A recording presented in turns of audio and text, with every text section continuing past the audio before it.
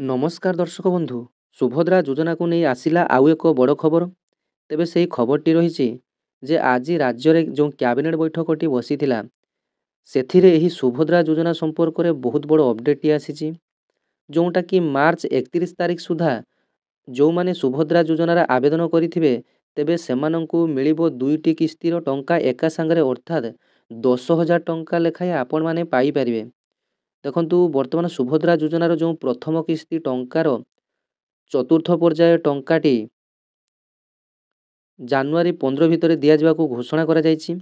तेबे देखंतु जो माने एही प्रथम किस्ती रे टंका पाई नाहंती अर्थात प्रथम पर्याय द्वितीय पर्याय तृतीय पर्याय टंका पाई नाहंती जदि भी कोनोसी कारणरू चतुर्थ पर्याय टंका पाइले नाही सेमानंकु एका संगरे जो द्वितीय किस्ती टंकाटी दिया जिवो मार्च 8 तारिख आंतर्जातीय महिला दिवस अछि तेबे सही दिन सेमाने एका सांगरे दुईटी किस्ती टंका अर्थात 10,000 टंका लेखाएं पाइबे। देखंतु वर्तमान मध्य सुभद्रा योजना रे बहुत जनकर विभिन्न समस्या लागी रही जेमिति आपण माने ऑप्ट आउट भूल वशत करि दैथिले किंबा किछि जनकर अंडर प्रोसेस मध्य शो करू नाही कहार एनपीसीआई क्लियरेंस नाही एवं जो माने विशेष करी रिजेक्ट करिथिले सेमानंको घरकू अंगनवाड़ी दीदी एवं आरआई बीडीओंकर जो अधिकारी अछंती ब्लॉक लेवल वर्कर आसथिले मध्य सब किछि जांच करिया पाई तेबे सेमाने समस्ते एही चतुर्थ पर्याय टंका पाइबे।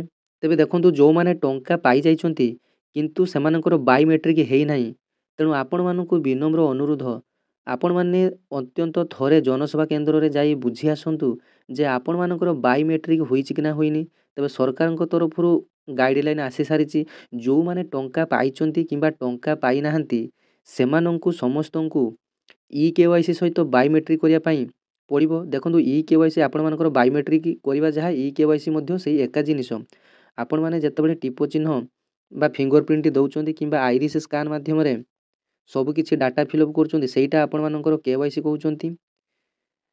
तेबे आपण माने जानिथिबे सुभद्रा आवेदन समय रे सेप्टेम्बर 6 तारिख रु सेप्टेम्बर 14 तारिख मध्य रे सुभद्रा आवेदन बिना ओटीपी बिना बायोमेट्रिक रे करा जायतिला।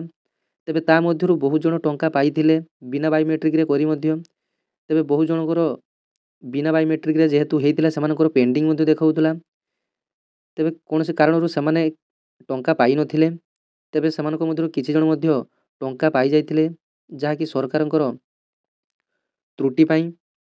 तेबे वर्तमान सरकार पुणी थरे समस्त को अनुरोध करिसंती जे निकटस्थ जनसेवा केंद्र रु जाई आपण माने ई केवाईसी टी बा बायोमेट्रिक करि नेबे जदि आपण माने टंका पाइछंती किंतु आपण मानकर बायोमेट्रिक हेई नाही आपण माने निहाती भाबरे बायोमेट्रिक टी करि नेबे बा ई केवाईसी टी करि नेबे कारण जेतेबेले सेकंड किस्ती मार्च 8 रे दिया जिवो आपण माने हुए तो न पाई पारंती।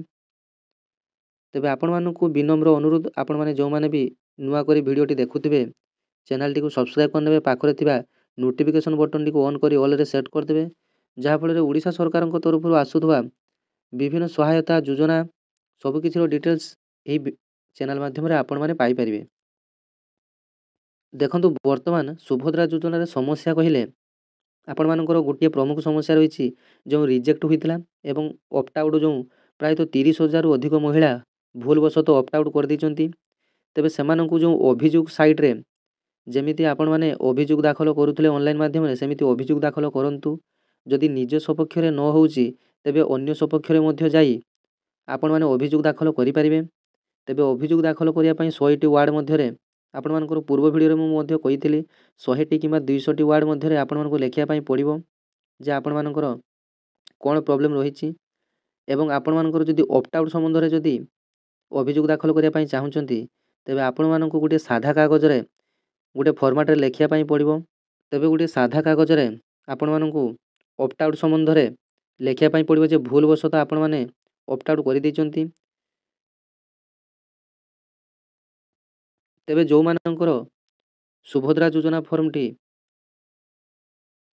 तेबे जो मानकर सुभद्रा आवेदन फॉर्म टी रिजेक्ट होई जायतिला बर्तमान सेमानकर जोरसोर रे काम चली जेमिति चतुर्थ पर्याय रे सेमाने शामिल होई परिबे तेबे सरकारक तरफरु बर्तमान जोरसोर रे वेरीफाई प्रक्रिया चली एवं जो मानकर ऑप्ट आउट मध्य करि दैथिले सेमाने जदि बर्तमान कंप्लेन करिसंती ତେବେ ସେମାନଙ୍କର କମ୍ପ୍ଲେନ୍କୁ ସରକାର ଗ୍ରହଣ କରୁଛନ୍ତି ଏବଂ ସରକାରଙ୍କ ପାଖରେ ମଧ୍ୟ ଖବର ରହିଛି ଯେ ଅପ୍ଟ ଆଉଟ୍ ସେମାନେ ଭୁଲବଶତଃ କରିଦେଇଛନ୍ତି କିନ୍ତୁ ଯୋଗ୍ୟ ଅଛନ୍ତି ଟଙ୍କା ପାଇବା ପାଇଁ। ତେବେ ସରକାର ଆପଣଙ୍କର ଯେଉଁ ଅଭିଯୋଗଟିକୁ ଗୁରୁତ୍ୱ ସହକାରେ ଗ୍ରହଣ କରିଛନ୍ତି। ଯେଉଁମାନେ ଭୁଲବଶତଃ ଅପ୍ଟ ଆଉଟ୍ କରିଦେଇଥିଲେ ସେମାନଙ୍କ ପାଇଁ ଏକ ବିକଳ୍ପ ବ୍ୟବସ୍ଥା କରାଯାଉଛି ଯେ ସେମାନେ ପୁଣି ଥରେ ଆବେଦନ କରିବେ ନା ସେହି ଆବେଦନରେ ଆପଣମାନେ ଟଙ୍କା ମଧ୍ୟ ପାଇପାରିବେ। ତେବେ ପରବର୍ତ୍ତୀ ଅପଡ଼େଟ୍ କିଛି ଆସିଲେ ଆପଣମାନଙ୍କୁ ନିଶ୍ଚିନ୍ତ ଭାବରେ ଜଣାଇବି। ତେବେ ବର୍ତ୍ତମାନର ଅପଡ଼େଟ୍ ଅନୁସାରେ ଆପଣମାନଙ୍କୁ ପୁନର୍ବାର ଆପ୍ଲାଏ କରିବା ପାଇଁ ପଡ଼ିବ ନାହିଁ। ଯେଉଁମାନେ ବି ଆପ୍ଲାଏ କରିନାହାନ୍ତି ମାର୍ଚ୍ଚ 31 ତାରିଖ ସୁଦ୍ଧା ଅର୍ଥାତ୍ 2025 ମାର୍ଚ୍ଚ 31 ତାରିଖ ସୁଦ୍ଧା ଆପଣମାନେ ଆପ୍ଲାଏ କରିନେବେ। ଦେଖନ୍ତୁ ଏକାଥରକେ ଆପଣମାନେ 10,000 ଟଙ୍କା ଲେଖାଏଁ ପାଇବେ। 2025ରେ ଆପଣ 2ଟି କିସ୍ତି ପାଇବେ। ଗୋଟିଏ କିସ୍ତି ହେଲା ମାର୍ଚ୍ଚ 8 ତାରିଖରେ ଅର୍ଥାତ୍ ଆନ୍ତର୍ଜାତୀୟ ମହିଳା ଦିବସରେ ଏବଂ ଅନ୍ୟଟି ହେଲା ରାକ୍ଷୀ ପୂର୍ଣ୍ଣମୀରେ, ସେଇଟା ଆପଣମାନଙ୍କର ଅଗଷ୍ଟ ମାସରେ ପଡ଼ିବ। ତେବେ ବର୍ଷକୁ ଆପଣମାନେ 10,000 ଟଙ୍କା ଲେଖାଏଁ ସୁଭଦ୍ରା ଯୋଜନାରେ 5 ବର୍ଷରେ 50,000 ଟଙ୍କା ପାଇବେ। ରାଜ୍ୟରେ ଦୁର୍ବଳ ଏବଂ ଆର୍ଥିକ ଅନଗ୍ରସର ମହିଳାମାନଙ୍କୁ ମୁଖ୍ୟ ସୂତ୍ରକୁ ଆଣିବା ପାଇଁ ବା ଛୋଟ ବ୍ୟବସାୟ କରିବା ପାଇଁ ରାଜ୍ୟ ସରକାରଙ୍କ ତରଫରୁ ଏହା ହେଲା ବଡ଼ ପଦକ୍ଷେପ। ତେବେ ଆପଣମାନେ ଜାଣିଥିବେ ସୁଭଦ୍ରା ଯୋଜନାର ଆପ୍ଲାଏ ଦିନଠୁ ଆରମ୍ଭ କରି ଆଜି ପର୍ଯ୍ୟନ୍ତ କିଛି ନା କିଛି ଦ୍ୱନ୍ଦ୍ୱ ଲାଗି ରହୁଛି। ଏଇଟା କରନ୍ତୁ ସେଇଟା କରନ୍ତୁ। ତେବେ ଦର୍ଶକ ବନ୍ଧୁ ସୁଭଦ୍ରା ଯୋଜନାରେ ଆଉ କିଛି ନୂଆ ଇନଫର୍ମେସନ୍ ଆସିଲେ ଆପଣମାନଙ୍କୁ ଆଉ ଗୋଟିଏ ନୂଆ ଭିଡ଼ିଓରେ ଅପଡ଼େଟ୍ ଦେବି। ଆଜି ପାଇଁ ରହୁଛି ଧନ୍ୟବାଦ। ଜୟ ଜଗନ୍ନାଥ।